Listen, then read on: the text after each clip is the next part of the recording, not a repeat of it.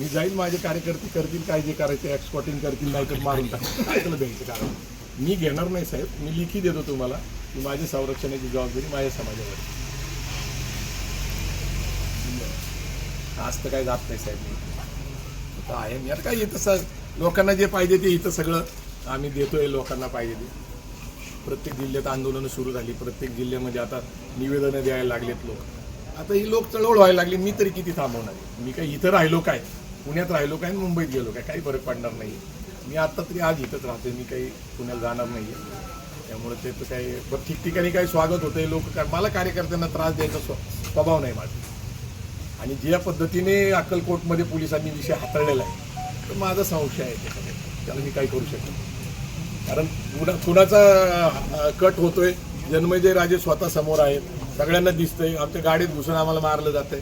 आणि तिथं जर पोलीस यंत्रणेमध्ये अशा प्रकारचं वातावरण केलं जात असेल की बाबा काय नाही, फक्त शाही पिकलीन सोडून द्यायचं, ते जामीनवर जाईलही बाहेर. आता जामीनवर तो बाहेर पडल्यानंतर आमची सुरक्षितता कोण करा? आम्हालाच करावं लागेल साहेब. त्याच्यामुळे मला असं वाटतं, माझी विनंती आहे की तुम्ही काही त्रास घेऊ नका.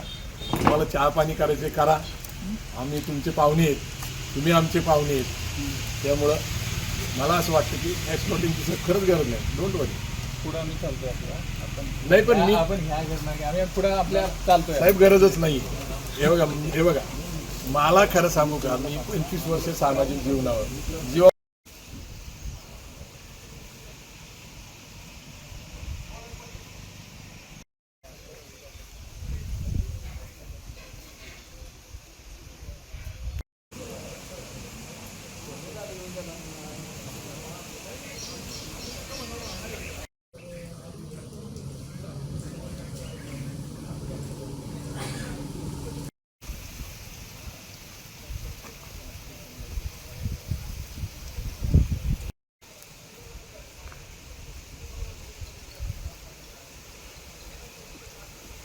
मी जाईल, माझे कार्यकर्ते करतील काय जे करायचे, एक्सपोर्टिंग करतील, नाही तर मारून टाकतील. काय त्याला द्यायचं कारण मी घेणार नाही साहेब. मी लिखी देतो तुम्हाला की माझी संरक्षणाची जबाबदारी माझ्या समाजावर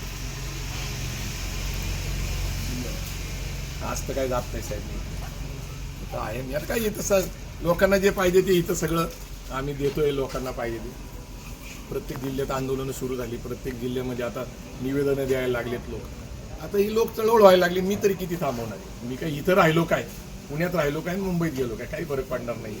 मी आता तरी आज इथंच राहते, मी काही पुण्याला जाणार नाही आहे. त्यामुळे ते तर काही बरं ठिकठिकाणी काही स्वागत होतंय लोक. मला कार्यकर्त्यांना त्रास द्यायचा स्वभाव नाही माझा. आणि ज्या पद्धतीने अक्कलकोटमध्ये पोलिसांनी विषय हाताळलेला आहे तर माझा संशय आहे त्याच्यामध्ये, त्याला मी काही करू शकत नाही.